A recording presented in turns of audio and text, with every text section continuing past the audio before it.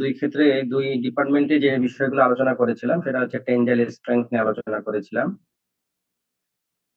এবং তিন ধরনের টেস্টের কথা আলোচনা করেছিলাম: strip test, grab test and modified grab test.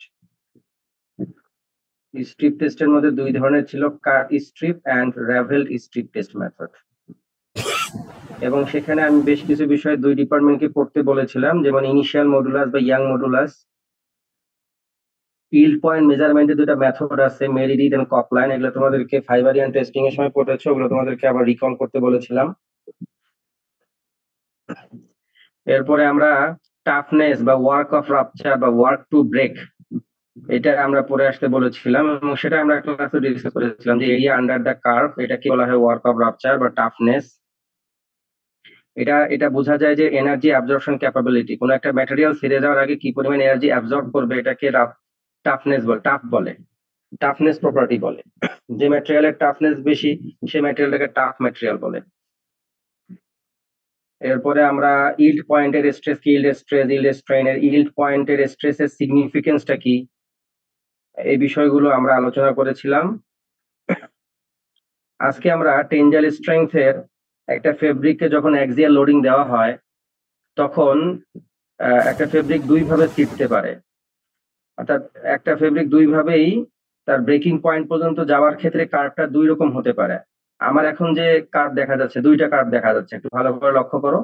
এটা বই ফেব্রিক টেস্টিং বইয়ের ফিগার 4.2 4.1 93 পৃষ্ঠা, ফেব্রিক টেস্টিং বইয়ের 93 পৃষ্ঠা এই ইয়েটা আছে।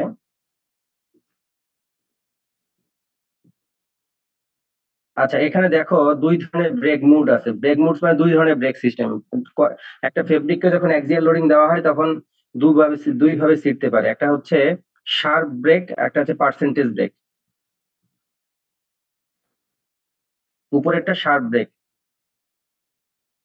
আর নিচেরটা হচ্ছে পার্সেন্টেজ ব্রেক। এই যে আমার এখন কার্সরটা দেখো, এটা হচ্ছে শার্প ব্রেক আর এটা হচ্ছে পার্সেন্টেজ ব্রেক। এখন ফেব্রিককে যখন অ্যাক্সিয়াল লোডিং বা টেনজাইল লোডিং দেওয়া হয় তখন দুই ভাবে ব্রেক হতে পারে, অর্থাৎ কিছু ফেব্রিকের ক্ষেত্রে হতে পারে যে এটা শার্প ব্রেক হবে এবং কিছু ফেব্রিকের ক্ষেত্রে হবে যে পার্সেন্টেজ ব্রেক হবে। কখন আমরা শার্প ব্রেক বলবো, কখন পার্সেন্টেজ ব্রেক বলবো, এখানে বলা আছে there are two common types of tensile breaks, sharp break and percentage break. Sharp break is a sudden drop in load. দেখো এখানে যখন লোড অ্যাপ্লাই করা হয়েছে ফেব্রিকের মধ্যে তখন ধীরে ধীরে ফোর্স বাড়তেছে, তো ইলংগেট হচ্ছে, ফেব্রিকটা ইলংগেট হচ্ছে, ইলাস্টিক পয়েন্ট অতিক্রম করে ইল্ড পয়েন্ট পার হয়ে এরপরে স্ট্রেন হার্ডেনিং হয়ে একটা পর্যায়ে সাডেনলি ড্রপ করেছে। দেখো ম্যাক্সিমাম ফোর্সটা যখন ম্যাক্সিমাম হলো তখনই সাডেনলি ড্রপ করে ছিঁড়ে গেল, ম্যাক্সিমাম ফোর্সে গিয়ে ছিঁড়ে গিয়েছে। তাহলে sharp break is a sudden drop in load, suddenly লোডটা ড্রপ করে, ম্যাক্সিমাম ফোর্স হয়ে সাথে সাথেই ড্রপ করে। This test is normally called pull to break. Sharp break না বলে আমরা বলতে পারি যে illustrate pull to break with necessary figure, এরকম কোশ্চেন আসতে পারে। তো পুল টু ব্রেক মানে হচ্ছে শার্প ব্রেক, তখন এই ফিগারটাতে তোমাকে ব্যাখ্যা করতে হবে। আচ্ছা, এই percentage break is generally shown as a gradual reduction in the load from its maximum as further extension is applied. এই দেখো এটা পার্সেন্টেজ ব্রেক বলা হচ্ছে, ধীরে ধীরে ফোর্স বাড়াচ্ছ, ইলংগেশন হচ্ছে, ইল্ড পয়েন্ট পর্যন্ত ইলংগেশন হলো, এরপরে গিয়ে সে ধীরে ধীরে আর ম্যাক্সিমাম ফোর্স না, মানে শার্প ব্রেকের ক্ষেত্রে ম্যাক্সিমাম ফোর্সই হচ্ছে strength at breaking point, maximum ফোর্সই হচ্ছে ফোর্স অ্যাট ব্রেক। এখানে ম্যাক্সিমাম ফোর্স যা, ব্রেকিং পয়েন্টের ফোর্সও তা। আর পার্সেন্টেজ ব্রেকের ক্ষেত্রে ম্যাক্সিমাম ফোর্স যা, ব্রেকিং পয়েন্টের ফোর্স তা না, কম। দেখো ম্যাক্সিমাম ব্রেকিং পয়েন্টের যে ফোর্স অ্যাট ব্রেক, সেটা কিন্তু ম্যাক্সিমাম ফোর্সের থেকে কম, অর্থাৎ পার্সেন্টেজ ব্রেকের ক্ষেত্রে এই ঘটনাটা ঘটবে। একটু পড়ি আমরা। A percentage break is generally shown as a gradual reduction in the load from its maximum. Maximum force থেকে ধীরে ধীরে লোডটা কমতেছে, যতই তুমি ফোর্স অ্যাপ্লাই করতেছো লোড আরো কমে যাচ্ছে। মানে সেটা স্ট্রেচি ম্যাটেরিয়ালের জন্য ইলংগেশন প্রপার্টি তার ভালো, যেমন ধরো রাবার ম্যাটেরিয়াল, বা আমরা রাবার না হয়ে আমরা বলতে পারি যে ইলাস্টিক, যেটা ইলাস্টিক ম্যাটেরিয়াল যেটা আছে সেই ম্যাটেরিয়ালের জন্য এই ধরনের কার্ভ আসে, পার্সেন্টেজ ব্রেকের কার্ভ আসে। যেহেতু a percentage break is generally shown as a gradual reduction in the load from its maximum as further extension is applied. যেহেতু আমাদের ম্যাক্সিমাম টেনজাইল টেস্টিং এর মেশিন গুলো সিআরই প্রিন্সিপালে তৈরি করা হয়, কনস্ট্যান্ট রেট অফ ইলংগেশন প্রিন্সিপালে। অর্থাৎ আমরা ইলংগেট করি কনস্ট্যান্ট রেটে, এখানে তারপরে ইলংগেশনের কারণে লোড অ্যাপ্লাই হয় ম্যাটেরিয়ালের উপরে, টেনজাইল লোডটা অ্যাপ্লাই হয়, বাট আমরা এক্সটেনশন কনস্ট্যান্ট রেটে করে তারপরে লোড অ্যাপ্লাই করি। এই জন্য বলেছে যে percentage break is generally shown as a gradual reduction in the load from its maximum থেকে লোডটা ধীরে ধীরে কমে যাচ্ছে as further extension is applied. যেহেতু সিআরই প্রিন্সিপালে কাজ হয়, কনস্ট্যান্ট রেট অফ এক্সটেনশন, আরো এক্সটেন্ড করতেছি তো লোড কমে যাচ্ছে, ম্যাক্সিমাম থেকেও ব্রেকিং পয়েন্টের লোড কমে যাবে। A percentage drop from maximum load is often used to define an end point or break point. মানে ম্যাক্সিমাম লোড থেকে কিছুটা পার্সেন্টেজ অফ ম্যাক্সিমাম লোড, একটা certain amount of maximum load, certain percentage of maximum load কমে যায় যখন আমরা further extension apply করি। CRE প্রিন্সিপালে যেহেতু মেশিন কাজ করে, that's why further extension apply করার কারণে ম্যাক্সিমাম লোড থেকে a certain percentage of maximum load এখানে কমে যায় ব্রেকিং পয়েন্টের ক্ষেত্রে। দ্যাটস ওয়াই এটাকে বলা হয় pull to yield. This test is normally called pull to yield. যদি প্রশ্ন আসে illustrate pull to yield with necessary figure, তাহলে বুঝতে হবে এটা পার্সেন্টেজ ব্রেকের ফিগারটা ড্র করতে হবে এবং এটা ব্যাখ্যা করতে হবে। ব্যাখ্যাটা কি একটু পরে আসতেছে। আচ্ছা, modern tensile test instrument can be set up in both of the break modes. দুই মোড থেকেই মডার্ন মেশিন গুলোকে সেট করা যায়। Most test methods report both maximum load and load at break. অর্থাৎ এটা বোঝাতে চাচ্ছে আমি মডার্ন ইকুইপমেন্ট গুলো যেহেতু, মডার্ন টেনজাইল টেস্টিং মেশিন গুলো যেহেতু কম্পিউটার কন্ট্রোলড, অর্থাৎ এখানে তুমি ফোর্স অ্যাপ্লাই করবা, ইলংগেট হবে, সেটা সাথে সাথে কার্ভ দেখাবে, সাথে সাথেই ফোর্সের ভ্যালু এবং ইলংগেশনের ভ্যালু গুলো রিয়েল টাইম ডাটা দেখাবে। অর্থাৎ প্রত্যেক মিলি সেকেন্ডে কি পরিমাণ ফোর্স অ্যাপ্লাই হচ্ছে এবং প্রত্যেক মিলি সেকেন্ডের ফোর্স অ্যাপ্লাই বা এক্সটেনশন অ্যাপ্লাই হচ্ছে আর ফোর্স কতটুকু ইনডিউস হচ্ছে এটা শো করবে। এইটাই বলেছে যে যেহেতু দুই ভাবেই শো করে, মানে দুই মুডেই আসলে মেশিনটাকে সেট করা যায়। তো এখন মেশিন যখন রিপোর্টটা দিবে তখন দুইটা রিপোর্টই দিবে, অর্থাৎ ব্রেকিং পয়েন্টের লোডও দিবে এবং ম্যাক্সিমাম লোডও দিবে। অর্থাৎ সে যখন একটা ডেটা শো করবে ডকুমেন্ট আকারে বা পিডিএফ ফাইল আকারে, যেহেতু মেশিনগুলো কম্পিউটারাইজড, সে ওই সবগুলো ডেটা থেকে ম্যাক্সিমাম লোড এবং লোড আর ব্রেক দুইটা বের করে দিবে। তো আমরা ওখান থেকে ইজিলি বুঝতে পারবো যে ম্যাক্সিমাম লোড কোনটা এবং লোড আর ব্রেক কত, মানে ভ্যালু গুলো জানতে পারবো, কোয়ান্টিটেটিভ ভ্যালু। আমরা এখান থেকে তো গ্রাফ দেখে বুঝতে পারতেছি যে এটা আসলে পার্সেন্টেজ ব্রেকের গ্রাফ, বাট এখন যদি ভ্যালু জানতে চাই ম্যাক্সিমাম ফোর্স আসলে কত এবং ফোর্স আর ব্রেক কত, তখন আমাদের ওই ভ্যালুটা ও শো করবে, মেশিনই শো করবে। আচ্ছা, most test methods report both maximum load and load at break, as the braking strength is not always the maximum strength for the material, especially for soft and elastic fabrics. দেখো, breaking strength is not always the maximum strength. এখানে sharp ব্রেকের ক্ষেত্রে breaking strength যেটা, breaking পয়েন্টের strength যা, breaking পয়েন্টের force যা, সেটাই কিন্তু ম্যাক্সিমাম ফোর্স। বাট ইলাস্টিক এবং সফট ম্যাটেরিয়ালের ক্ষেত্রে, ইলাস্টিক ফেব্রিকের ক্ষেত্রে ব্রেকিং পয়েন্টের স্ট্রেংথ বা স্ট্রেস বা ফোর্স আসলে ম্যাক্সিমাম ফোর্স নয়।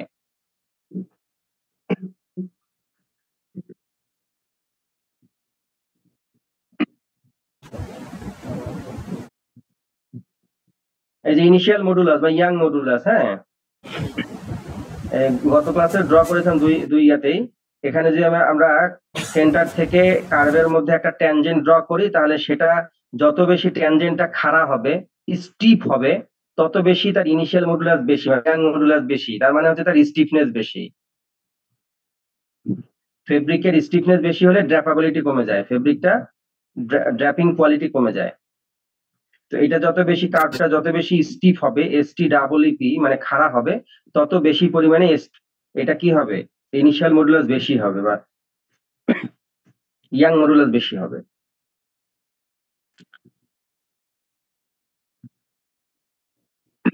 এখানে এক্সটেনশনের ব্যাপারটা তোমরা জানিয়ে ডিএলএল বাই এল করলে এক্সটেনশনটা পার্সেন্টেজ বের হয়ে যাবে, ইলংগেশন আর ব্রেক বের হয়ে যাবে। মানে ইলংগেশন আর ব্রেক পার্সেন্টেজ আকারে যদি বের করতে চাই তাহলে আমরা ফেব্রিকের অরিজিনাল লেংথ এবং যতটুকু বাড়লো এটা দিয়ে ভাগ দিলে আলটিমেটলি আমরা ওটা পেয়ে যাবো। এটা অ্যাজ ইউজুয়াল কথাবার্তা। এখন যেটা ইনিশিয়াল মডুলাসের কথায় আসি, youngs modulus or the initial modulus আমি অলরেডি বলে ফেলেছি, আর একবার একটা বইয়ে যে আছে এটা দেখাই দিই। Youngs modulus or the initial modulus is a measure of the amount of deformation that is caused by a small stress.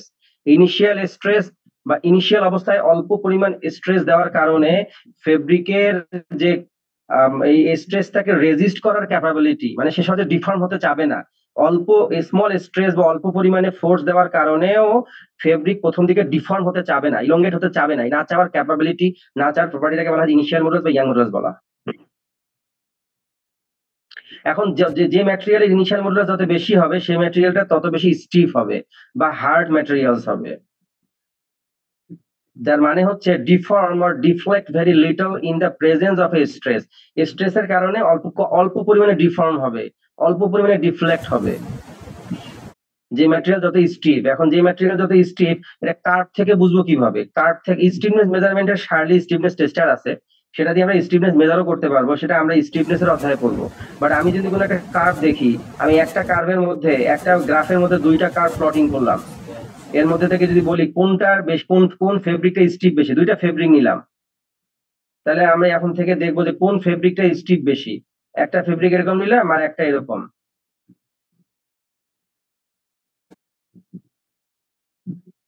তাহলে এটা যদি এ ফেব্রিক হয় আর এটা যদি বি ফেব্রিক হয়, তাহলে এ ফেব্রিকে তো অলরেডি এ ফেব্রিকের যে কার্ভ, সেই কার্ভে তো অলরেডি ট্যানজেন্ট ড্র করা আছে। বি তে যদি ড্র করি,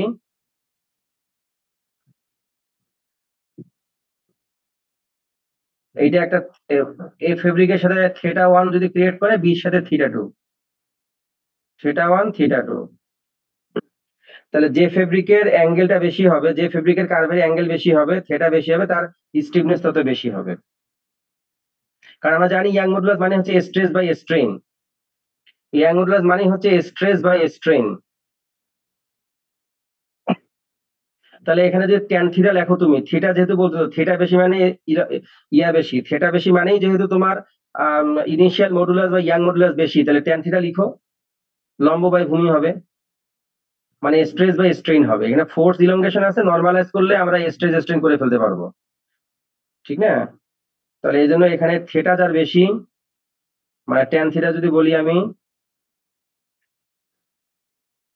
ট্যান থিটা 1 মানে হচ্ছে এক নাম্বার ফেব্রিকের জন্য স্ট্রেস, মানে stress A divided by stress strain এ।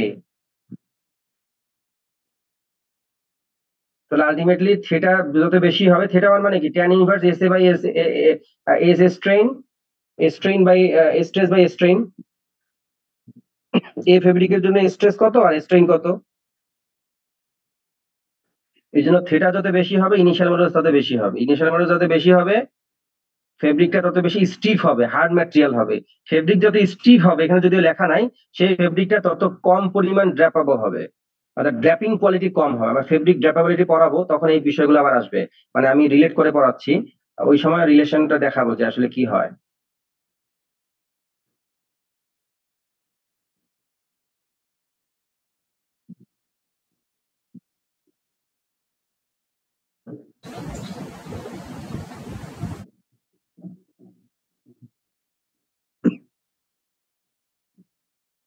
দেখো, যে ম্যাটেরিয়ালটা স্টিফ বেশি তার, সেই ম্যাটেরিয়ালটা অবশ্যই হার্ড ম্যাটেরিয়াল, মানে তার ম্যাটেরিয়ালের যে হ্যান্ডেল প্রপার্টি আছে, অর্থাৎ ম্যাটেরিয়ালের যে কি বলা হয় সফটনেস আর হার্শনেস, ম্যাটেরিয়াল যে হ্যান্ড ফিল প্রপার্টি আছে, সেই প্রপার্টিটাও আমরা এই কার্ভ দিয়ে বুঝতে পারবো যে কোন ফেব্রিকটা কত বেশি পরিমাণে সফট হবে।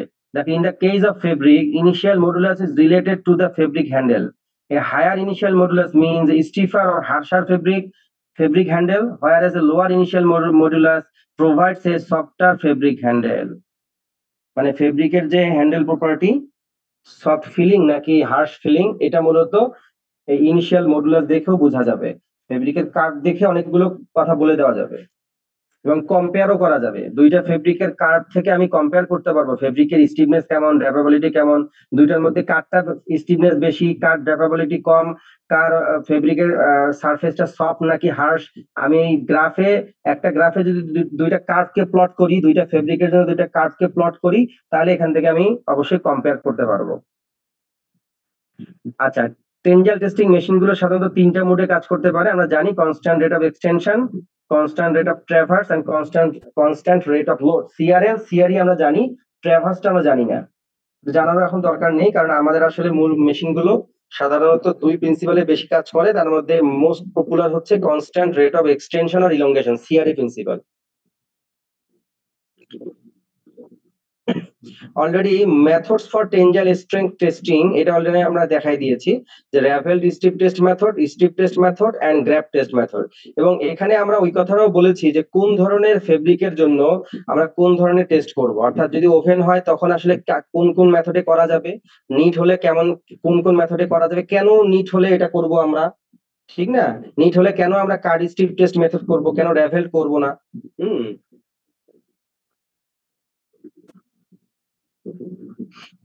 এগুলো আমরা ডিসকাস করেছি ক্লাসে। গ্র্যাব টেস্ট কখন করব, কারণ গ্র্যাব টেস্টটা কেন এইভাবে করা হয়েছে, এটা আমরা ডিসকাস করেছি। এখন ফ্যাক্টরস এফেক্টিং দ্য টেনজাইল স্ট্রেংথ,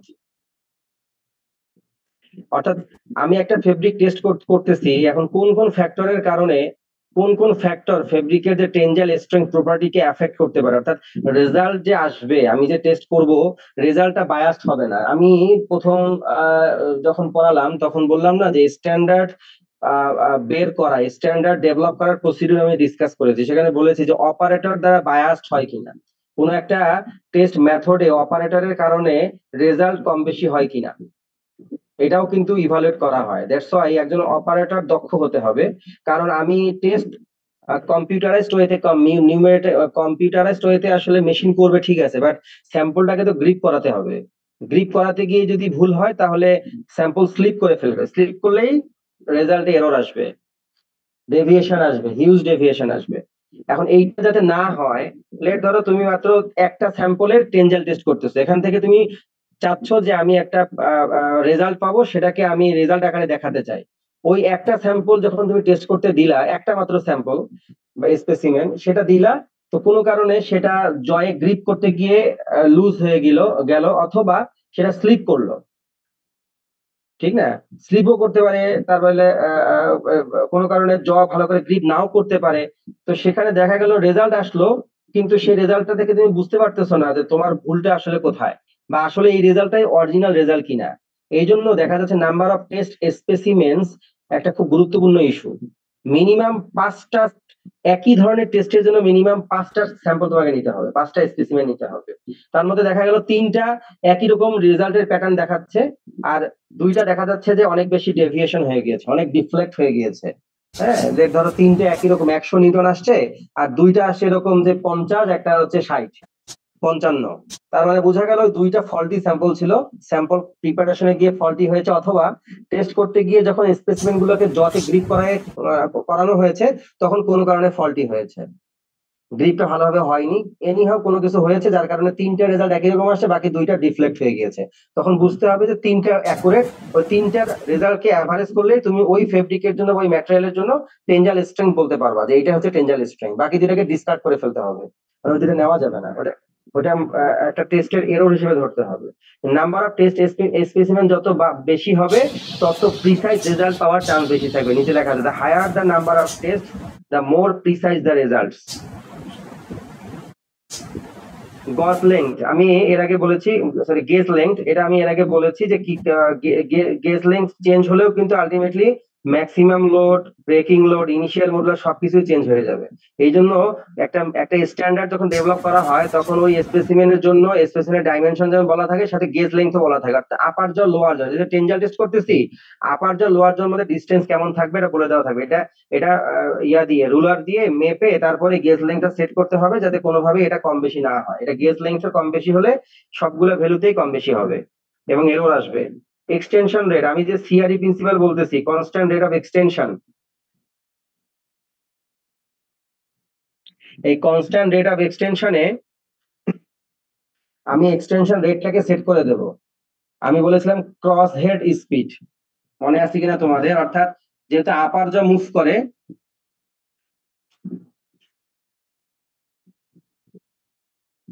যেহেতু আপার জটা মুভ করে, তাহলে আপার জ মুভ করলে আপার জয়ের মুভমেন্টটাকে ক্রস হেড স্পিড বলে। এই স্পিডটা স্ট্যান্ডার্ডের মধ্যে দেওয়া থাকে যে 100 মিলিমিটার পার মিনিট নাকি 500 মিলিমিটার পার মিনিট নাকি 10 মিলিমিটার পার মিনিট, অর্থাৎ ফেব্রিকের মধ্যে যে অ্যাক্সিয়াল লোডিংটা দেবো সেটা কত মিলিমিটার পার মিনিটে দেবো এটা সেট করতে হবে। এবং এটার মধ্যে কম বেশি করলেও তাহলে আমাদের রেজাল্টের মধ্যে ভ্যারিয়েশন আসবে। আচ্ছা, জস অর গ্রিপস, যখন জয়ের মধ্যে ক্ল্যাম্পিং করা হয় ফেব্রিককে, তখন ক্ল্যাম্পিং করার সময় এখন যাতে কোনোভাবেই এটা স্লিপ না করে, দেখেন দেখো, without allowing it to slip, slip করা যাবে না এবং ওভার গ্রিপ হওয়া যাবে না, যে এমন বেশি জোরে আমি টাইট করেছি জয়ের গ্রিপ করার সময় এত বেশি করে টাইট করেছি যে ফেব্রিকের স্যাম্পলটাই ওখানে ড্যামেজ হয়ে গিয়েছে, দ্যাটস ওয়াই এখানে ফল্টি রেজাল্ট আসবে। তো স্লিপও হওয়া যাবে না, আবার ড্যামেজও হওয়া যাবে না। স্যাম্পল কোনোভাবে স্লিপ করবে না, আবার ড্যামেজ হবে না ক্ল্যাম্পিং এর সময়। লেখা আছে, হ্যাঁ, to avoid slip or damage during clamping. এর জন্য এটা অপটিমাম লেভেলে হতে হবে। আর একটা বিষয় আছে, জ ব্রেক, অর্থাৎ কোন একটা স্যাম্পল,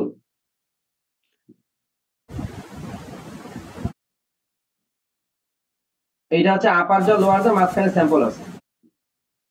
এই যে আপার জ আর লোয়ার জ ড্র করলাম, আপার জ ড্র করলাম। এখন স্যাম্পলটা মোটামুটি নিয়ার আবার মিডিল পয়েন্টের মধ্যে ছেড়ে যেতে হবে, এই জায়গার মধ্যে ছেড়ে যেতে হবে। স্যাম্পল যদি এই যে জ যেখানে গ্রিপ করেছে সেখান থেকে যদি 5 মিলিমিটারের মধ্যে ছিঁড়ে যায়, 5 মিলিমিটার জ গ্রিপ করার থেকে 5 মিলিমিটারের মধ্যে ছিঁড়ে যায়, তাহলে ওই টেস্ট রেজাল্টটাকেও বাদ দিতে হবে, ডিসকার্ড করতে হবে। বলা আছে দেখো, জ break Jaw break often happens before the fabric is stressed or its full potential. The test result should be discarded if the test piece breaks within 5 millimetre of the jaw face. jaw থেকে 5 মিলিমিটারের মধ্যে যদি ছিঁড়ে যায় তাহলে এটা faulty test, এই টেস্টটাকে discard করতে হবে, এই রেজাল্ট নেওয়া যাবে না। এই জন্য জ ব্রেক একটা খুব ইম্পর্টেন্ট ইস্যু, কতটুকুর মধ্যে ব্রেক করতেছে সেটা ধরেই তোমাকে টেস্ট করতে হবে। যদি দেখা যায় 5 মিলিমিটারের মধ্যে ব্রেক করতেছে আপার যা লোয়ার যা, যে জয়ের দিকে হোক না কেন, তাহলে ওই টেস্ট রেজাল্টটাকেও ডিসকার্ড করতে হবে, নেওয়া যাবে না। এগুলো হচ্ছে ফ্যাক্টরস অ্যাফেক্টিং টেনজাইল স্ট্রেংথ, অর্থাৎ টেনজাইল টেস্টিং কে কোন কোন ফ্যাক্টর গুলো এফেক্ট করে টেনজাইল স্ট্রেংথ মেজারমেন্ট। এখানে কিছু স্ট্যান্ডার্ড দেওয়া আছে, কমনলি টেস্ট স্ট্যান্ডার্ড দেওয়া আছে, ISO 13934। কি করে এখানে দেখো, টেনজাইল প্রপার্টিজ অফ ফেব্রিক, সেখানে পার্ট 1 পার্ট 2 দেওয়া আছে, ISO, ASTM, AS, এবং সেখানে কিছু ডেডিকেটেডলি বলা আছে স্ট্রিপ টেস্ট মেথডই করতে হবে, গ্র্যাব মেথডই করতে হবে, গ্র্যাব স্ট্রিপ। কোটেড ফেব্রিকের জন্য আলাদা আছে, ডিটারমিনেশন অফ টেনজাইল স্ট্রেংথ সবার শেষেরটা, আমার যেখানে কারসর আছে, determination of tensile strength and elongation at break for coated fabrics. দেখছো, কোটেড ফেব্রিকের জন্য আলাদা একটা স্ট্যান্ডার্ডই আছে। যখন তুমি কোনো কোটেড ফেব্রিক নিয়ে কাজ করবা, টারপাউলিন অথবা এই ধরনের কোনো ধরনের কোটিং করেছো, ন্যানো কোটিং করেছো, তখন যদি স্ট্রেংথ মেজার করতে চাও তখন এই স্ট্যান্ডার্ডে তোমাকে এই মেজার করতে হবে। এই স্ট্যান্ডার্ড তুমি যদি সার্চ দাও, যদি এটা ওপেন করা থাকে, ফ্রি করা থাকে, অ্যাক্সেস দেওয়া যায় ওপেন, তুমি ইজিলি দেখতে পারবা যে ওখানে স্যাম্পল স্পেসিমেন থেকে শুরু করে স্যাম্পল ডাইমেনশন, প্রিপারেশন কিভাবে করতে হবে, কত ক্রসের স্পিড থাকবে, গেজ লেন্থ কত হবে, সবকিছু ডিটেল বলা আছে এবং অ্যাকর্ডিংলি করতে হবে। এবং স্ট্যান্ডার্ড তোমার রেজাল্টের মধ্যে লিখতে হবে যে আমি এই স্ট্যান্ডার্ডে করেছি, কোটেড ফেব্রিকের স্ট্যান্ডার্ড দিয়ে করেছি।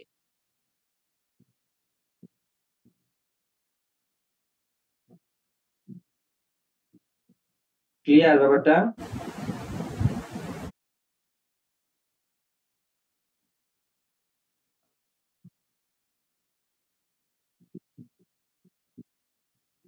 আর একটা বই দিয়েছিলাম না, অ্যাডভান্সড টেক্সটাইল টেস্টিং টেকনিক্স, এই যে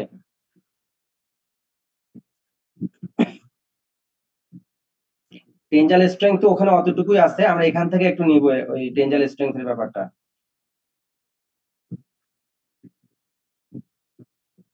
একটু যাই ওখানে আমি। এই পর্যন্ত কোনো কোশ্চেন থাকলে একটু বলো, হ্যাঁ।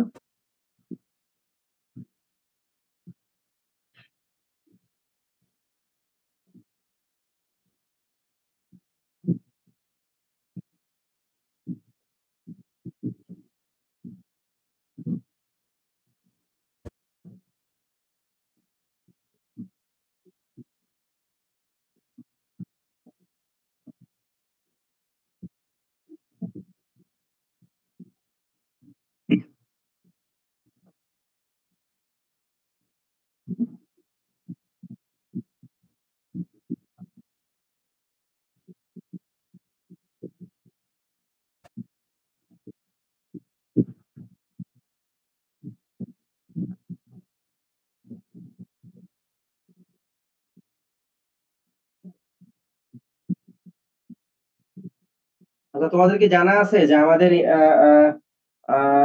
বুটেক্সের ল্যাবে কি কি মেশিন আছে, মানে যে কোনো ল্যাবই হোক, সব ল্যাব মিলায় মানে ক্যারেক্টারাইজেশনের জন্য কি কি মেশিন আছে, তোমাদের কি কোনো লিস্ট আছে, জানা আছে এটা?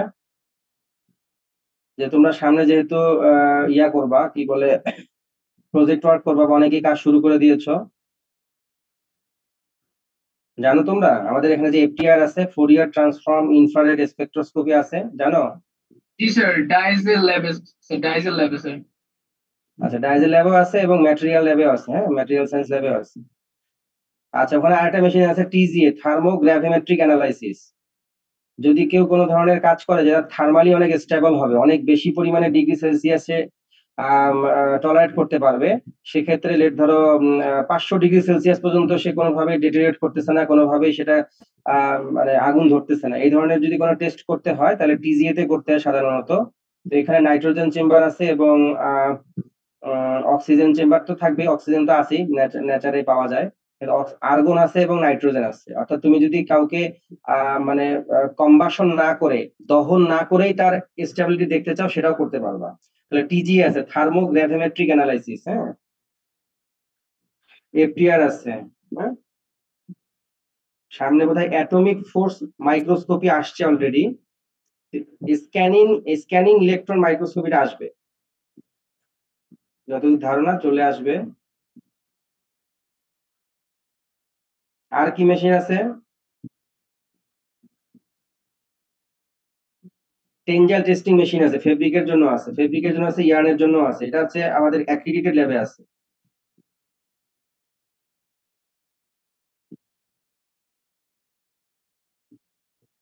আর তো অনেক কিছু আছে, বলো কে কি জানো বলো, সবাইকে জানতে হবে তো, নাহলে তো ওটা আবার অন্য জায়গায় দৌড়াদৌড়ি করতে হবে টেস্ট করার জন্য। টিটিসিএস ল্যাবে তো স্যার অনেকগুলো মেশিনই আছে স্যার। ইউটিএম আছে, তারপর স্যার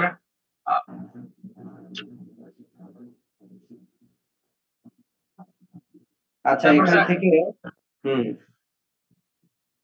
তারপর স্যার মার্টিন ডেলার, ওগুলো তো আমরা করছি স্যার, মার্টিন ডেলার অ্যাব্রেশন টেস্টার। তারপর আরো স্যার অনেকগুলোই আছে। ইলেকট্রো স্পিনিং আছে, জানো তোমরা আমাদের এখানে? জি স্যার, ওই ইয়া ল্যাবেই স্যার, এফআইটি ল্যাবে স্যার, ওই এফটি এফটিকিউসি ল্যাবের মধ্যেই স্যার আছে ইলেকট্রোস্পিনিং। হুম।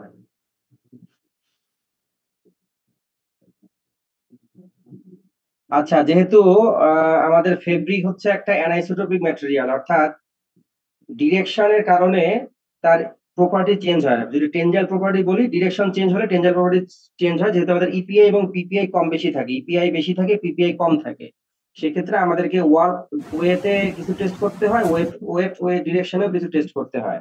সেটা আমরা বোথ ফর টেনজাইল এবং টিআর দুই ক্ষেত্রে আমরা করি এটা, হ্যাঁ। টেনজাইল টেস্টিং এবং টিআর টেস্টিং এর ক্ষেত্রে দুই ক্ষেত্রে আমরা এই টেস্টটা করি।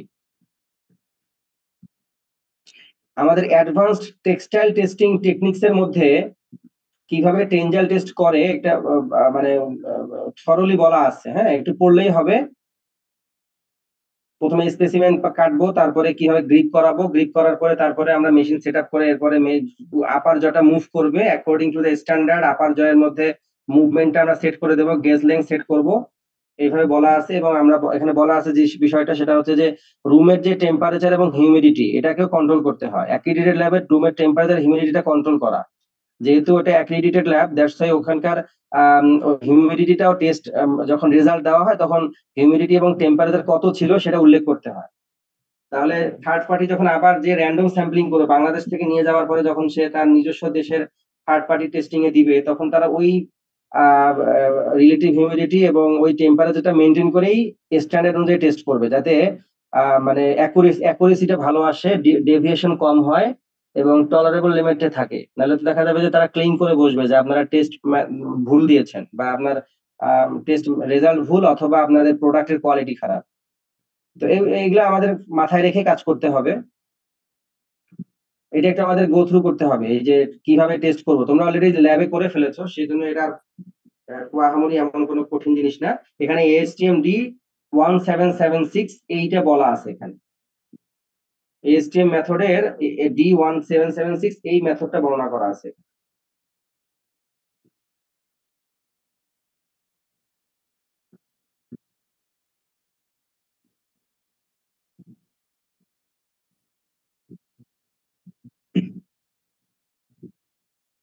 এ পর্যন্ত কারো কোনো কোশ্চেন আছে?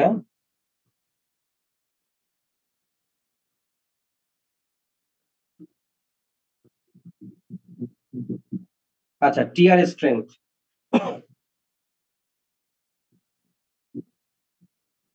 কি বলা আছে? It's a property of textile material to withstand the effect of tearing or resistance to propagation of tear after it has been initiated. আগে থেকেই কোনো একটা ফেব্রিকের মধ্যে যদি স্লিট করা থাকে, অল্প একটু জায়গা কাটা থাকে, এটা সাধারণত ম্যাক্সিমাম ক্ষেত্রে ঘটে কোথায়? টেন্ট ফেব্রিকের ক্ষেত্রে, তাঁবুর ফেব্রিক, যখন দুর্যোগ ব্যবস্থাপনা ক্ষেত্রে তাঁবু ব্যবহার করা হয়, ওই তাঁবুটা যদি টান টান করে আমরা তাঁবুটাকে বাঁধি, তাঁবুটা যখন আমরা ইয়া করি, আহ, তাঁবু যখন বিল্ড করা হয় তখন কিন্তু আহ অনেক টান টান করে বাঁধা হয়, রাইট? বা ডিফেন্স যখন তাঁবু ব্যবহার করে, ডিফেন্স যখন বিভিন্ন ধরনের কাজে বা হাইকিং এর ক্ষেত্রে তাদের ট্রেনিং এর পারপাসে তাঁবু ব্যবহার করে, তখনও কিন্তু ওই তাঁবুর ফেব্রিকের ক্ষেত্রে টিয়ার প্রপার্টিটা খুব জরুরি। টেনজা যেমন প্রপার্টি জরুরি, সেক্ষেত্রে টিয়ার স্ট্রেংথটা মেজার করতে হবে। কারণটা কি? এটা আগে থেকেই কোনো একটা স্লিট বা কোনো একটা কাটা অংশ আগে থেকে যদি ইনিশিয়েটেড করা থাকে, কোনো কারণে ছিঁড়ে গিয়েছে বা কোনো কারণে ওই জায়গাটা কেটে গিয়েছে, তখন কিন্তু ওই জায়গা দিয়ে টিয়ারটা হবে। এবং এই টিয়ার যাতে না হয়, এই না টিয়ার যে হবে, টিয়ার একটা ফেনোমেনা, এইটাকে রেজিস্ট করার ক্যাপাবিলিটি যে ফেব্রিকের যত বেশি থাকবে, তার টিয়ার স্ট্রেংথ তত বেশি থাকবে।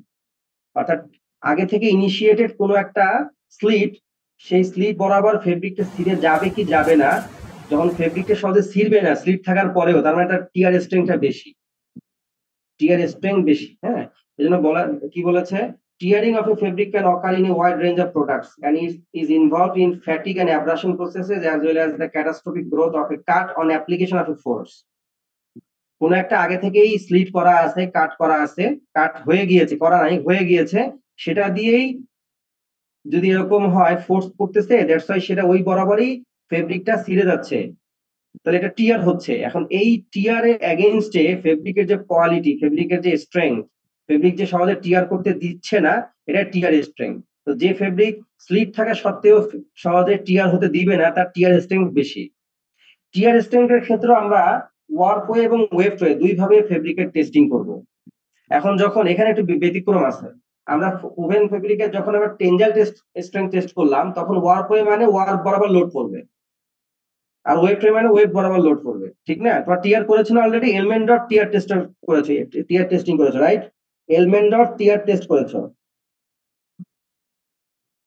Ballistic pendulum প্রিন্সিপালে। একটু রেসপন্স করতে হবে তো। তোমরা অলরেডি টিয়ার টেস্ট করে ফেলেছো ব্যালিস্টিক পেন্ডুলাম পদ্ধতি, জি স্যার। এবং ওইটা এলমা টিয়ার বলে, ওটা হচ্ছে এলমেন্ট ডট টিয়ার টেস্টিং মেশিন, ওটাকে এলমা টিয়ার বলে। সেখানে আমরা বিভিন্ন লোড দিয়েছিলাম, লোড কত কত ছিল, যেহেতু ব্যালিস্টিক পেন্ডুলাম প্রিন্সিপালে লোডটাকে আমরা সাডেনলি ওটা ড্রপ করেছিলাম, পেন্ডুলামের মতো ঘুরে গিয়ে ফেব্রিক ছিঁড়ে গিয়েছে।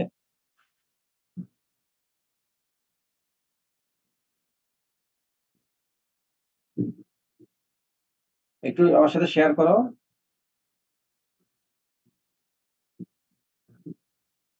এই যে এইটা না? জি স্যার। হ্যাঁ, এই ধরনের একটা মেথড ছিল না? এটা যদিও মেকানিক্যালি, মানে মেকানিক্যাল। স্যার আমরা এটা দিয়ে করি নাই স্যার, আমরা আরেকটা ভালোটা দিয়ে করছি আরো। স্যার এর পাশে হ্যাঁ, আরো। হ্যাঁ, এইটাও এলিমেন্ট অফ টিয়ার টেস্টার। এটা কাটাটা যেখানে যাবে সেটার স্ট্রেংথ ভ্যালু দেখাবে, আমরা ওখানে দেখেছিলাম যে ডিজিটালি ওঠে আর কি। এটা হচ্ছে element of tear testing machine, যেখানে ব্যালিস্টিক পেন্ডুলাম প্রিন্সিপালে কাজ করে এটা।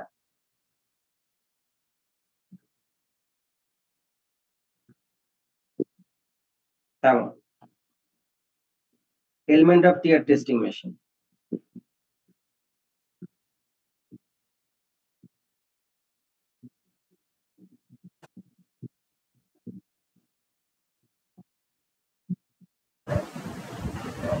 এখানে এলমেন্ডর্ফ টিয়ার টেস্টিং মেশিন কি বলা হচ্ছে ফলিং বা ব্যালিস্টিক পেন্ডুলাম আর এলমেন্ডর্ফ পেন্ডুলাম মানে এলমেন্ডর্ফ আর ফলিং মানে ballistic falling pendulum method is used for the determination of the average force required to continue or propagate a single rip type tear starting from a cut in a woven fabric by means of a falling pendulum apparatus. আবার বলি হ্যাঁ, the falling pendulum method বা ballistic Elmendorf method is used for the determination of the average force required to continue or propagate a single rib type tear starting from a cut. আগে থেকে কাট করা আছে, এখান থেকেই টিয়ারটা শুরু হবে in a woven fabric by means of a falling pendulum apparatus, যেটা তোমরা অলরেডি ল্যাবে করেছো, ওই কথাটা এখানে বলা আছে। Part of the energy stored, অর্থাৎ পেন্ডুলামটাকে যখন তুমি উপরের দিকে উঠে রাখতেছো তখন স্ট্যাটিক এনার্জি অর্থাৎ এখানে জড়ো হচ্ছে, এনার্জি স্টোরড হচ্ছে পেন্ডুলামের মধ্যে। যখন তুমি এটা আনলক করে দিলা তখন ওই জিনিসটা স্ট্যাটিক থেকে কাইনেটিক এনার্জিতে কনভার্ট হয়ে যাবে, এবং ওই ফোর্সটা, ওই পেন্ডুলামের যে ফোর্স, সেই ফোর্সের কারণেই আলটিমেটলি ফেব্রিকটা ছিঁড়ে যাবে। এবং আগে থেকেই কাট স্লিট করে দিতে হবে, ওই বরাবরই ছিঁড়ে যাবে। যে ফেব্রিক যত ছিঁড়তে যত বেশি ফোর্স লাগবে, তার মানে তার টিয়ার স্ট্রেংথ তত বেশি। Part of the energy stored in the pendulum is used to produce the tearing and any deformation of the test piece. The magnitude of this is indicated by the energy lost compared to the energy of the falling pendulum without a test piece in place. The weight attached to the pendulum can be selected based on the fabric tested and the standard used. আমি কত wait দেব পেন্ডুলামের মধ্যে সেটা আসলে set করব standard দেখে। একটা জিনিস তোমরা লক্ষ্য করে দেখবা যে তোমরা যে টেস্ট করেছো না, টিয়ার টেস্ট, সেখানে কোনো গ্রাফ পাও নাই। কোনো গ্রাফ পেয়েছো না ভ্যালু পেয়েছো বলো তো? তো ভ্যালুস পাইছিলাম। ভ্যালু পেয়েছো, সাডেন একটা ভ্যালু পেয়েছো, অর্থাৎ একবারের জন্য একটা মাত্র ভ্যালু পেয়েছো। তা তুমি যদি এটা এই এলিমেন্ট অফ টিয়ার টেস্টের যে রেজাল্টটা, এটাকে আসলে আমরা কোনোভাবেই গ্রাফে প্লটিং করতে পারি না। কারণ গ্রাফে প্লট করতে গেলে ফোর্স এবং ইলংগেশন যদি হয়, এই দুইটার ভ্যালুটাকে অনেকগুলো লাগে, মাল্টিপল লাগে। অর্থাৎ রিয়েল টাইম বললাম না একটু আগে আমরা টেনজালের ক্ষেত্রে যে মিলি সেকেন্ডে লাগে, মিলি সেকেন্ড না হোক আরো কম, 1 সেকেন্ড পর পর হলেও তো তোমাকে ভ্যালু লাগবে, তাহলে তুমি গ্রাফ পাবা কিভাবে? এই জন্য এলিমেন্ট অফ টিয়ার টেস্টারের মধ্যে কিন্তু আমরা কোনো গ্রাফ পাই না, শুধু ভ্যালু পাই। তাহলে এই ভ্যালুটা দিয়ে তুমি গ্রাফ দেখাতে পারবে না, জাস্ট তুমি বলতে পারবা যে এটার টিয়ার স্ট্রেংথ বেশি, ওটার কম, এতটুকু বলতে পারবা, মানে ভ্যালু দিয়ে বলতে পারবা, কোয়ান্টিটেটিভলি বলতে পারবা, এটা অবজেক্টিভ টেস্টিং, বাট এটা দিয়ে তুমি কম্পেয়ার করতে পারবা না, কোনো ধরনের গ্রাফ তৈরি করতে পারবা না। The basic characteristics of this test are that stresses are applied by subjecting the test piece to a sudden blow. এখানে এই টেস্ট মেথডের বেসিক যে বৈশিষ্ট্য, ফিচার, সেটা হচ্ছে যে স্ট্রেস দেওয়া হয়, অ্যাপ্লাই করা হয় স্ট্রেসটা টেস্ট পিসের মধ্যে সাডেন কোনো ব্লোর মাধ্যমে। ওই যে হুট করে পেন্ডুলামটা আমি যখন আনলক করে দেই, সে দ্রুত পেন্ডুলাম পদ্ধতিতে সে সাডেন ব্লোয়িং এর মাধ্যমে টেস্ট পিসকে ছিঁড়ে ফেলে। Hence the test speed strain rate is relatively high compare to that of CRE machine. অর্থাৎ এলিমেন্ট অফ টিয়ার টেস্টার দিয়ে যেমন টিয়ার টেস্ট করা যায়, আমরা সিআরই মেশিন দিয়েও টিয়ার টেস্ট করতে পারবো। এটা তোমরা ল্যাবে করো নাই। এলিমেন্ট অফ টিয়ার টেস্টার দিয়ে আমরা টেস্ট মেথড করেছি, টিয়ার করেছি, সেখানে আমরা শুধুমাত্র ভ্যালু পাচ্ছি, ভ্যালু থেকে আমরা কম্পেয়ার করতে পারবো। একটা যদি এরকম হয় যে কম্প্যাক্ট ওভেন ফেব্রিক হয়, তার টিয়ার স্ট্রেংথ ভালো হবে না কম হবে? টিয়ার স্ট্রেংথ মাঝে মাঝে কম দরকার পড়ে।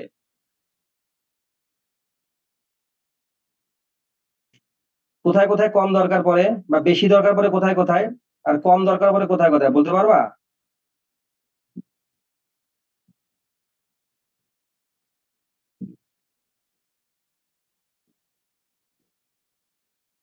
স্যার সিট বেল্টের মধ্যে স্যার টিয়ার স্ট্রেংথ বেশি লাগবে।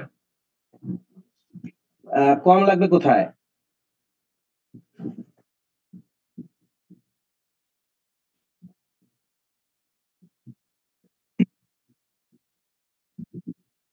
আচ্ছা, এখানে আমি বলতেছি কোথায় কম লাগবে। দেখো এখানে একটা কথা বলা আছে, this method is not suitable for knitted fabrics. তোমরা যারা এলিমেন্ট অফ টিয়ার টেস্টিং মেথডে করেছো, এখানে কি আমরা ওভেন করেছি, নিট করেছি? ওভেন করছিলাম। নিট করা করো না, নিট কখনো করছিলা? নিট না স্যার। তুমি না স্যার। হয়তো ওপেন ফেব্রিক করেছো, কম্প্যাক্ট ফেব্রিক করেছো, না? 3 ধরনের ফেব্রিক সাধারণত করায় ওরা, সেখানে সবগুলো ওভেন ছিল। তাহলে ব্যালিস্টিক পেন্ডুলাম বা এলিমেন্ট অফ টিয়ার টেস্টার মেথডে শুধুমাত্র ওভেন ফেব্রিকের জন্য অ্যাপ্লিকেবল হবে। এখানে knit, felt, non woven, felt মানে কোটেড ফেব্রিক, নন ওভেন ফেব্রিকের জন্য ওই মেথডটা অ্যাপ্লিকেবল নয়। মানে এলিমেন্ট অফ টিয়ার টেস্টিং মেথডটা নন ওভেন, নিটেড ফেব্রিক আর ফেল্টিং ফেব্রিকের জন্য অ্যাপ্রোপ্রিয়েট নয়। It is applicable to treated and untreated woven fabric, দেখো including those heavily sized, coated or resin treated.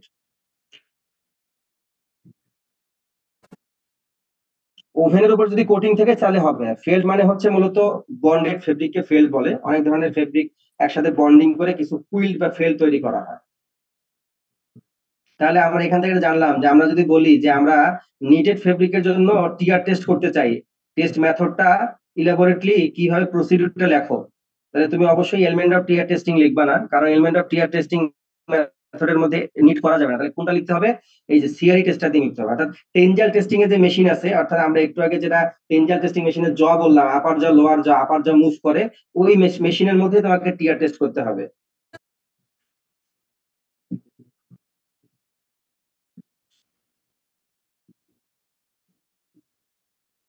আচ্ছা, তোমরা যে এলিমেন্ট অফ টিয়ার টেস্টিং মেথডে টেস্ট করেছো, সেখানে স্যাম্পলের ডাইমেনশন কেমন ছিল? সেটা কেমন ছিল? সিঙ্গেল লিপ টিয়ার না কোনটা? এটা কোনটা ছিল এখানে? Slit, bottom single is the tear, right, the right bottom. Bottom is the right. Sir, bottom right. Bottom bottom right, Yes, sir. Right, এইটা ছিল। এটা ballistic element of tear testing স্যাম্পলটা এরকম ছিল। এই স্লিট করা আছে, দেখো প্রত্যেকটার ক্ষেত্রে স্লিট করা আছে, মানে এটা আগে থেকে আমি সিজার দিয়ে কেটে দেবো। সব জায়গায় স্লিট করা আছে। টিয়ার মানেই হচ্ছে আগে থেকে কাট ডাউন থাকবে, কাটা থাকবে, এই অংশ দিয়ে যদি ফেব্রিক ছিঁড়ে যায় ফোর্সের কারণে, তো এইটাকে, এই ফেনোমেনাটাকে টিয়ার বলে। হ্যাঁ, টিয়ার হলো বা টিয়ারিং বলে। বাট স্ট্রেংথ কত? এই যে টিয়ারের এগেইনস্টে ফেব্রিকের যে টিয়ারকে রেজিস্ট করা, টিয়ারকে হতে না দেওয়ার যে ক্যাপাবিলিটি ফেব্রিকের, সেটাই টিয়ার স্ট্রেংথ। এখন যেহেতু এটা প্র্যাকটিক্যালি একটা ফেব্রিকের মধ্যে টিয়ার হতেই পারে, আগে থেকে কোনো একটা স্লিট করা হয়ে গেছে, সেটা দিয়ে টিয়ার হতে পারে। তো সেটা যেহেতু আমরা টেস্ট করতে চাই ফেব্রিকের এন্ড ইউজ পারফরমেন্স কে ইভালুয়েট করার জন্য, এই জন্য আমরা প্রত্যেকটা স্যাম্পলের মধ্যে স্লিট করে দিয়েছি, ওই বারবার কেটে দিয়েছি। স্যাম্পলের ডাইমেনশন আছে, ডাইমেনশন যে কেটে দেওয়া হয়েছে। দেখো সিঙ্গেল টিয়ার বা ট্রাউজার টিয়ার, ডাবল টিয়ার আর টং টিয়ার, টপ টিয়ার অ্যান্ড ট্রাপেজয়েডাল টিয়ার এবং ব্যালিস্টিক পেন্ডুলাম টিয়ার, এটা আমরা অলরেডি করেছি। এইটা, এই বাকি যে তিনটা মেথড আছে, single tear, double tear and trapezoidal tear, এই তিনটা টিয়ার স্ট্রেংথ টেস্ট করতে হবে সিআরই প্রিন্সিপালে, কনস্ট্যান্ট রেট অফ এক্সটেনশন প্রিন্সিপালে। অর্থাৎ যে মেশিন দিয়ে আমরা টেনজাল টেস্ট করেছি, সেই মেশিন দিয়ে টিয়ার টেস্টও করব। তাহলে আমরা ল্যাবে শুধুমাত্র ব্যালিস্টিক পেন্ডুলাম মেথডটা করেছি, এই তিনটা করি নাই।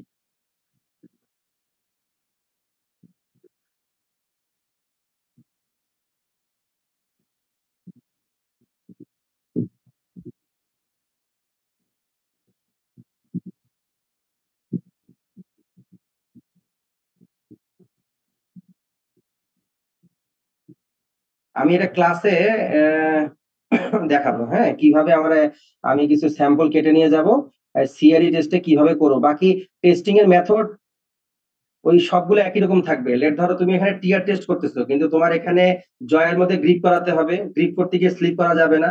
সাথে যখন গেজ লেন্থ কত থাকবে সেটা তো মেশিনে বলা থাকবে মেথডে, এবং ক্রস হেড স্পিড কত থাকবে, অর্থাৎ কত জোরে এক্সটেনশনটা দেওয়া হবে, constant rate of extension CRE প্রিন্সিপালে তো টেস্ট করবো, কত মুভটা কত দ্রুত করবে, এটাও আমরা ক্লাসে, আমি কাগজ কেটে নিয়ে গিয়ে এটা দেখাবো যে কিভাবে হয় এটা। হ্যাঁ, এটা এখানে এখন দেখানো পসিবল না, বাট মেথডটা ওইভাবে করব আমরা, যেভাবে আমরা টেনজাল টেস্ট করেছি ওভাবেই আমরা ক্ল্যাম্পিং করব, ক্ল্যাম্পিং করার পর ওভাবে টেস্ট করব। সেটা আমি ক্লাসে এটা এতটুকু ডিসকাস করব। হ্যাঁ,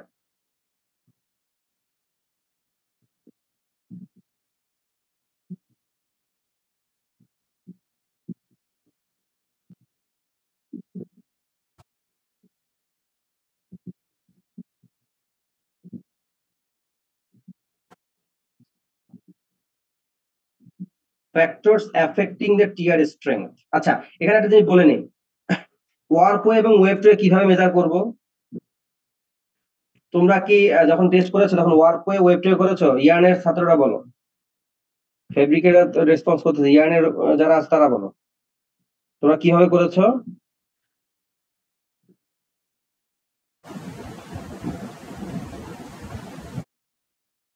জি স্যার, ওয়ার্প আর ওয়েভটে করা হয়েছে। ওয়ার্পওয়ে বলতে কি বোঝাচ্ছ তুমি? টেনজেলের ক্ষেত্রে তো ওয়ার্পওয়ে মানে ওয়ার্পিয়ানের উপরে লোড পড়বে, আর এখানে কি হবে আসলে?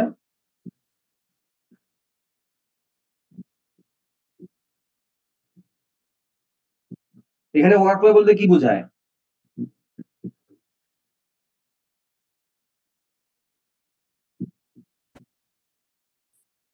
শুধু শুধু ল্যাব করেছো, কিন্তু কোনো কিছুই কি না বুঝে করেছো কিনা?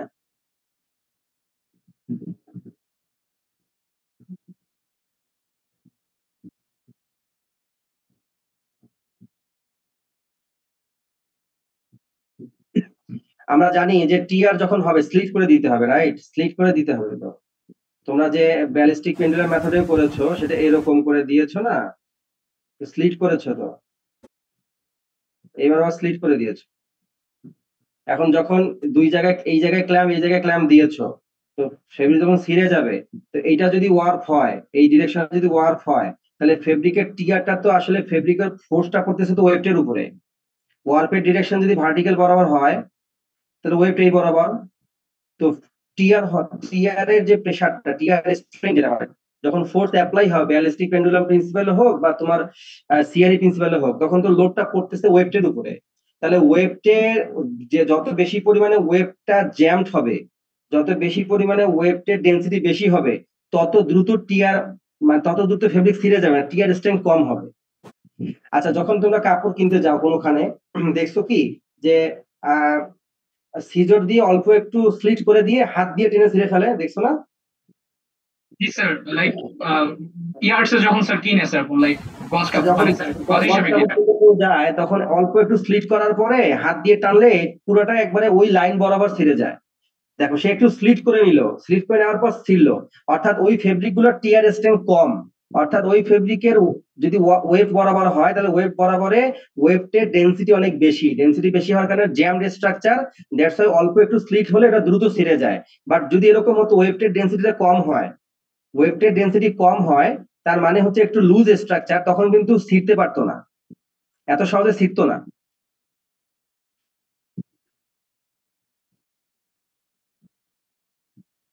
আমরা সামনে গজ কাপড় কিনতে গেলে, এটা তো ওপেন ফেব্রিক, ওপেন ফেব্রিকের লেন্থ এই বরাবর থাকে।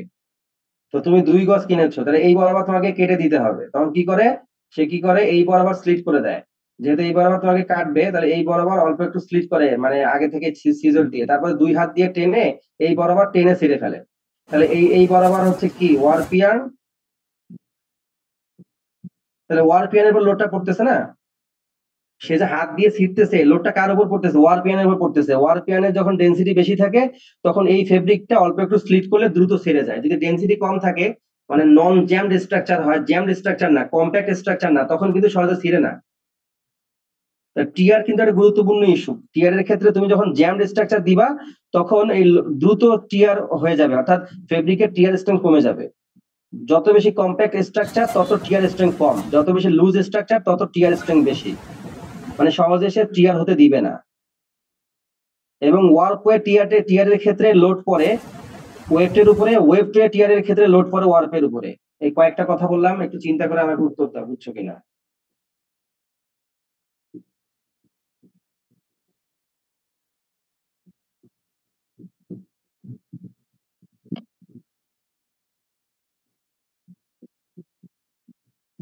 স্যার বুঝলাম, বাট স্যার জ্যাম স্ট্রাকচার হইলে তারপরও স্যার ওয়ার্কের উপরে তো স্যার লোডটা পড়তেছে।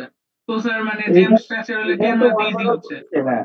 তুমি তো এখানে আমি গস ফেব্রিকের কথা বললাম দেখে এখানে লোডটা পড়তেছে, বাট তুমি অন্য দিক দিয়ে করলে তোমাকে ওয়েবটের উপর লোড পড়বে। এই বরাবর যদি কেউ শিখতে চায়, এখানে তো আর গস ফেব্রিকের কখনো তা সেবে না। আর তুমি যদি কখনো শিখতে চাও, দরকার পড়তে পারে, এই বরাবর স্লিট করে দিলা, তাহলে সেক্ষেত্রে তো ওয়েবটের উপরে লোড পড়বে।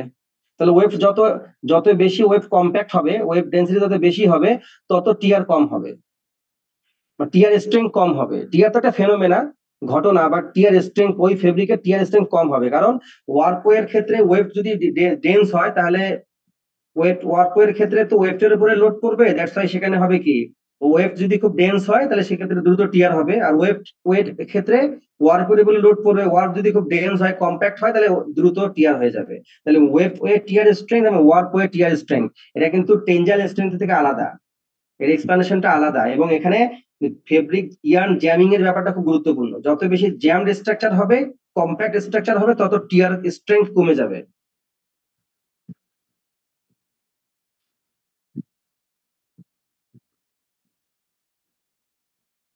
স্যার ইয়ার্ন ডেনসিটি বাড়লে স্যার ফ্যাব্রিকের স্ট্রেংথ স্যার বাড়ে না স্যার? যেমন ডেনিম স্যার, ডেনিম কাপড় তো স্যার ফেব্রিকের অনেক স্ট্রেংথ কম্প্যাক্ট। বাড়ে, কোন স্ট্রেংথ বাড়ে? টেনজাইল স্ট্রেংথ বাড়ে, কারণ টেনজাইল স্ট্রেংথে লোড বিয়ারিং ক্যাপাবিলিটি যত বেশি হবে তত বাড়বে, বাট এখানে টিয়ার স্ট্রেংথ কমে যাবে, মানে ডেনসিটি যত বাড়বে টিয়ার স্ট্রেংথ তত কমে যাবে, কারণ তত বেশি জ্যামড স্ট্রাকচার হবে। যখন লুজ স্ট্রাকচার হয় তখন ইয়ার্ন গুলো একটু নড়ে চড়ে যায়, টিয়ার করতে গেলে ইয়ার্ন গুলো নড়ে যায়, নড়ে গেলে আলটিমেটলি ওই টিয়ারটা প্রোপাগেট হতে পারে না। যখন লুজ হয় স্ট্রাকচারটা তখন ওই ফেব্রিকের টিয়ার স্ট্রেংথ বেড়ে যায়, আর যখন টাইট স্ট্রাকচার হয় তখন দ্রুত ছেড়ে যায়, যেভাবে আমি গস ফেব্রিকের উদাহরণটা দিলাম। স্যার ওই যে কেটে নি স্যার, কেজি দিয়ে ওটার জন্য কি স্যার এই ইম্প্যাক্টটা করে স্যার? না, মানে টিয়ার ব্যাপারটা এরকমই, তোমাকে আগে থেকেই কোনো কিছু কেটে দেওয়া আছে, অল্প একটু স্লিট হয়ে আছে, ওই বরাবর ছিঁড়ে যাওয়াটাই টিয়ার। এই ফেনোমেনাটাকে টিয়ার বলে। অর্থাৎ কোনো একটা অংশ আগে থেকেই রাপচার করা আছে, ছিঁড়ে কেটে ফেলা আছে, মানে কেটে গিয়েছে, লেট ধরো কোনো কারণে বাতাসের কারণে হোক, কোনো কারণে ঝড়ঝাপটায় হোক, একটু কেটে গিয়েছে, সার্ভিসিবিলিটি কমে গেছে, কেটে গিয়েছে, ওই বরাবর আর একটু ফোর্স লাগছে, তো পুরো ওই বরাবর ফেব্রিকটা ছিঁড়ে গেল। এই ফেনোমেনাটাকে টিয়ার বলে। যে ফেব্রিক যত বেশি স্ট্রেংথ শো করবে টিয়ারের এগেইনস্টে, তার টিয়ার স্ট্রেংথ তত বেশি। তো ইপিআই বাড়লে বা ফেব্রিকের ইয়ার্নের সংখ্যা বাড়লে, ডেনসিটি বাড়লে স্ট্রেংথ বাড়ে, এই কথাটা হচ্ছে টেনজাইল স্ট্রেংথের ক্ষেত্রে, টিয়ারের জন্য নয়।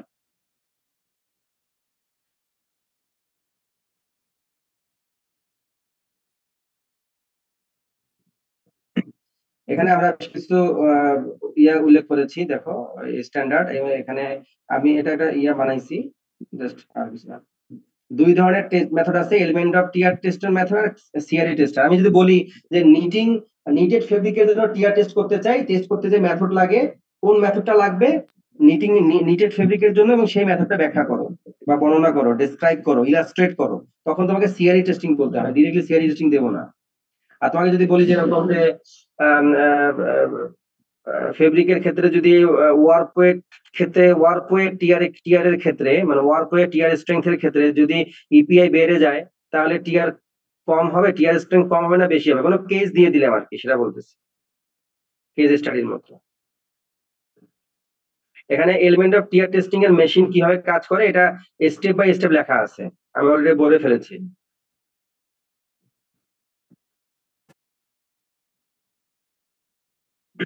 The constant rate of extension tear tester, এখানে একটু এটা বলা আছে, এটা বলি আমরা।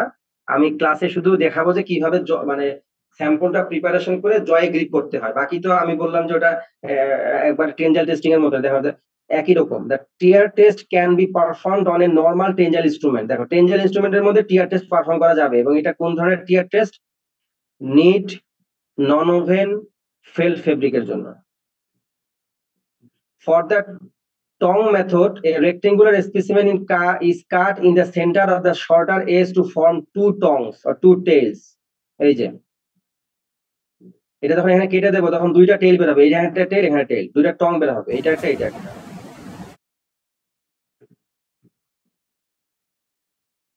দুইটা যখন কেটে ফেললাম তখন এই জিনিসটা এখন উপরে উঠায় আপার জতে লাগাই দেবো, এটা লোয়ার জতে লাগাই দেবো। এখন থেকে কেটে ফেলেছি, কেটে ফেলে তো দুইটা টেল বের হলো, এটাকে ফ্লিপ করে উল্টা দিকে উঠাই দিয়ে আপার জতে লাগাই দেবো, এটা লোয়ার জতে লাগাই দেবো। এরপরে আপার জা মুভ করলে এই বরাবর ছিঁড়ে যাবে, ছিঁড়ে গেলে এটা যদি ওয়ার্কওয়ে মেথড হয়, ওয়ার্কওয়ে স্যাম্পলটা ওয়ার্কওয়ে হয়, তাহলে ওয়েবটের উপরে লোড করবে, ওয়েবটের ডেনসিটি বেশি হলে দ্রুত টিয়ার হয়ে যাবে।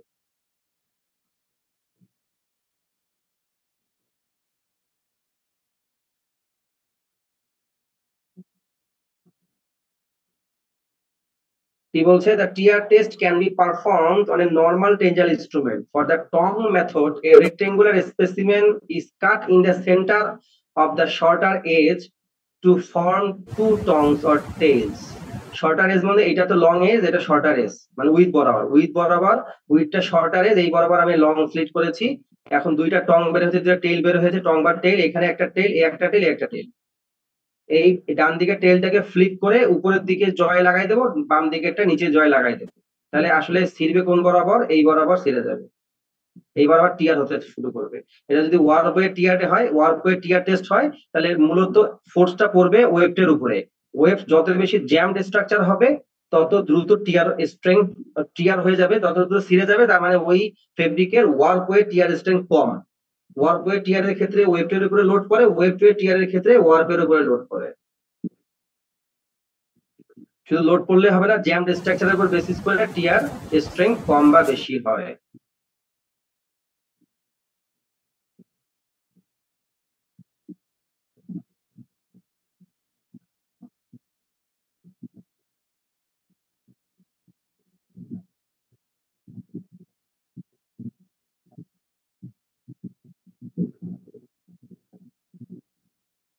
Each tongue is gripped in the clamps of a constant rate of extension machine and pulled to simulate a rip.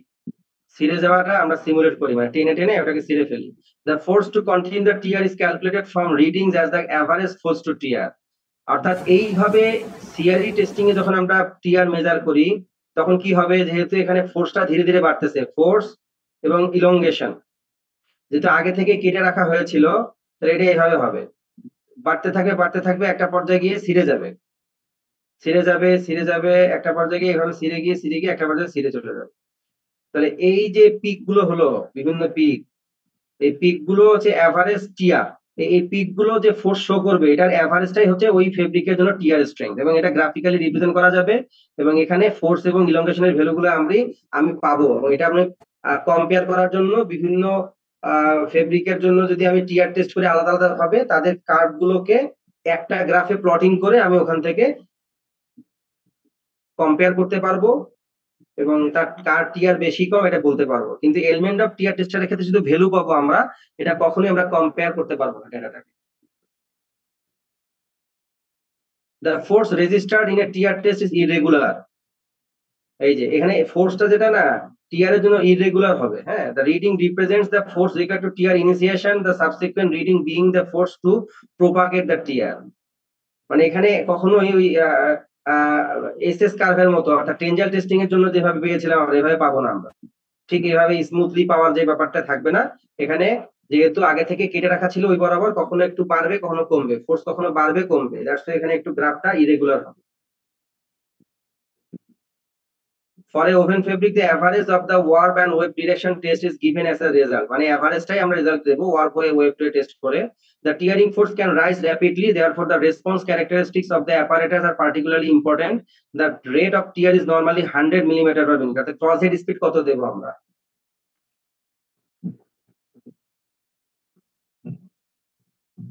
Last slide of today's lecture. Factors affecting tear strength. The first is the number of yarns that are going to bear the load. As the number of yarns per increases, tear strength decreases. আমি এর আগে যেটা ব্যাখ্যা করলাম, এখানেও তো load বিয়ার করতে হবে, বাট যেহেতু আগে থেকে স্লিট করা আছে, দ্যাটস ওয়াই যত বেশি কম্প্যাক্ট স্ট্রাকচার হবে তত দ্রুত ছিঁড়ে যাবে। এটা টেনজালের উল্টার মতো বিহেভিয়ার করে, হ্যাঁ, টেনজালের উল্টাটা। The second factor that affects the tear strength of fabric is the amount of yarn slippage in the fabric structure that is related to the weave design. যত বেশি স্লিপ হবে ফেব্রিকের উইভ ডিজাইনের মধ্যে, ওভেন ফেব্রিক যদি হয়, oven ফেব্রিকের মধ্যে ম্যাক্সিমাম ইন্টারলেসমেন্ট হয়, মানে প্লেন ফেব্রিকের মধ্যে, তাহলে প্লেন ফেব্রিকের টিয়ার স্ট্রেংথ কম থাকবে। সবগুলা মনে করো সব প্যারামিটার সেম, ইপিআই পিপিআই সবকিছু সেম রেখে, কাউন্ট, ইয়ার্নের টিপিআই সবকিছু ঠিক রেখে যদি আমি ওভেন এবং প্লেন এবং টুইলের মধ্যে কম্পেয়ার করি, তো প্লেনের টিয়ার স্ট্রেংথ কম হবে, কারণ প্লেনের ক্ষেত্রে অ্যামাউন্ট অফ ইয়ার্ন স্লিপেজটা কম হবে, কারণ এখানে ফ্লোট কম। ফ্লোট যত কম হবে তত বেশি পরিমাণে তত কম পরিমাণে স্লিপেজ হবে। ফ্লোট বেশি মানে ইয়ার্ন স্লিপেজ হওয়ার চান্স বেশি। Fabric with a longer float tends to have a higher tear strength. Float বেশি মানে হচ্ছে সে স্লিপ করবে বেশি, as compared to fabric with a shorter float. অর্থাৎ প্লেনের ক্ষেত্রে টুইলের টিয়ার বেশি, টুইলের থেকে শাটিনের টিয়ার বেশি। টিয়ার স্ট্রেংথ বেশি, কারণ এখানে ম্যাক্সিমাম ফ্লোট যত বাড়বে তত স্লিপে হওয়ার চান্স বেশি হয়ে যাবে। স্লিপ হলেই টিয়ার স্ট্রেংথ বেড়ে যাবে। For instance, plain weave, which has the maximum amount of interlacement, has the least tear strength because when the tear force is applied, only one yarn bears the load. Whereas in twill weave, there is a greater float, and when force is applied, the yarn starts to slip and work as a unit to bear the load. Slip হয়ে সবগুলো একটা unit আকারে কাজ করে, but যখন খুব compact structure হয়, একটা ইয়ার্নটা প্রথম ইয়ার্নটাই আসলে লোড বিয়ার করার কারণে সেটা ছিঁড়ে যায় দ্রুত, কারণ ওটা তো আসলে কাগজের মতো হয়ে গিয়েছে। আমরা যেটা গস কাপড়ের দোকানে কাপড় কিনতে গেলে যে ফেনোমেননটা লক্ষ্য করি, একটু স্লিট করে দিয়ে টেনে ছিঁড়ে ফেললো, এবং সেটা যত বেশি পরিমাণে কম্প্যাক্ট স্ট্রাকচার হবে as well as playing we've হবে, তত দ্রুত এটা ছিঁড়ে যাবে, টিয়ার কম হবে। Tear strength is also affected by fiber type, yarn type, GSM and finishing কি অ্যাপ্লাই করা আছে তার উপরে বেসিস করে টিয়ার কম বেশি হবে। A tightly mounted fabric is easier to tear than a slackly mounted fabric because the tear force propagates from yarn to yarn as the linear force in the yarn restricts yarn slide. মানে ইয়ার্নটা যে slip করবে না, slip না করলেই টিয়ার strength কমে যাবে, দ্রুত tear হবে, স্লিপ করলেই টিয়ার কমে যাবে। এটাই বলছে স্ল্যাকলি মাউন্টেড এবং টাইটলি মাউন্টেড, যদি মাউন্টিং এর ক্ষেত্রে কম বেশি হয় সেক্ষেত্রে কিন্তু টিয়ার, যেটা টাইটলি মাউন্টিং করা থাকবে সেটা দ্রুত টিয়ার হবে। Tear resistance can also be affected considerably by the speed of the test. কত জোরে টেস্টটা করা হচ্ছে এর উপর বেসিস করে টিয়ার স্ট্রেংথ কম বেশি হবে। যেমন টিয়ার স্ট্রেংথ টেস্ট করার সময় যদি সিআরই প্রিন্সিপালে করি, কনস্ট্যান্ট রেট অফ এক্সটেনশনে, তখন এর অবশ্যই ক্রস হেড স্পিডটা অ্যাকর্ডিং টু দ্য স্ট্যান্ডার্ড, যেটা স্ট্যান্ডার্ডে বলা আছে সেভাবেই করতে হবে, এর বাইরে যাওয়ার কোনো সুযোগ নেই। কারো কোনো কোশ্চেন থাকলে বলিস। টিআর এর ক্ষেত্রে কিন্তু একটু ঠান্ডা রেখে মানে উত্তর দিতে হবে পরীক্ষায়।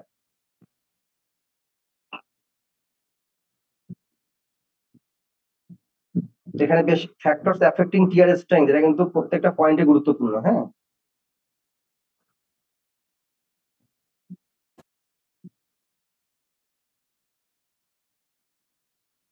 কারো কোনো কোশ্চেন আছে?